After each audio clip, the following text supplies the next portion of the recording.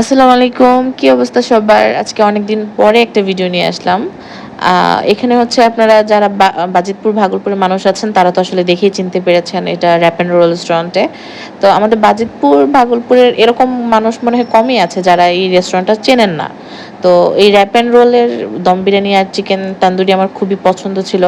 তার উপরে ওনাদের যে ছোট সাইজের পিজ্জাটা আছে এটাও আমার আসলে খুবই পছন্দ। আর চিকেন ফ্রাই আসলে আমি ওইদিনই ফার্স্ট খেয়েছিলাম। আমার কাছে আসলে ক্রিসপি চিকেন তেমন একটা ভালোও লাগে না। আর উনাদের পিজ্জাটা খুবই মজা। আর স্যান্ডউইচটাও আসলে আমার কাছে ভালো লাগে। তো ঐদিন আমি শুধু একটা পিজ্জা নিয়েছিলাম। আমি জাস্ট ওইখানে বসে খাওয়ার জন্য। কারণ আমার প্রচন্ড ক্ষুধা লেগেছিল। আর পার্সেল নিয়েছিলাম হচ্ছে কোল্ড কফি আর আম সরি কি ছিল এটা? চিকেন দম বিরিয়ানি। দেখেছেন খাওয়াও শেষ সব ভুলেও গিয়েছি। তো কথা এটা না, কথা হচ্ছে ছোটবেলায় আমাদের জন্য র‍্যাপ অ্যান্ড রোল ছিল একটা ফাইন ডাইনিং এর মতো। মানে হ্যাঁ, আমাদের কাছে র‍্যাপ অ্যান্ড রোল মানেই হচ্ছে অনেক বড় কিছু। আর কেউ যদি র‍্যাপ অ্যান্ড রোলে গিয়ে খেয়ে আসতে পারে তার মানে হচ্ছে সে অনেক বড় কিছু করে ফেলেছে। কারণ তখনকার সময়ে আমাদের তেমন কোনো রেস্টুরেন্ট ছিল না।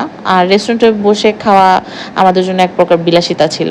তো প্রায় ২-৩ টা ঈদে মনে হয় আমরা র‍্যাপ অ্যান্ড রোলে যাওয়ার জন্য মানে চেষ্টা করেছিলাম, গিয়েছিলাম। কিন্তু ঈদ মানেই তো আসলে রেস্টুরেন্ট বন্ধ থাকে। তো এই কষ্ট আসলে এখন হয়তোবা বড় হয়ে এই কষ্টটা কমাতে চাচ্ছি এজন্য বারবার দৌড়ে, দৌড়ে চলে যাই। উনাদের এখানে আসলে সুন্দর, সুন্দর কেকও দেখলাম উনারা এখন সেল করেন। তো আসলে বলা যায় ছোটবেলার ইমোশন হচ্ছে আমার জন্য র‍্যাপ অ্যান্ড রোল রেস্টুরেন্ট।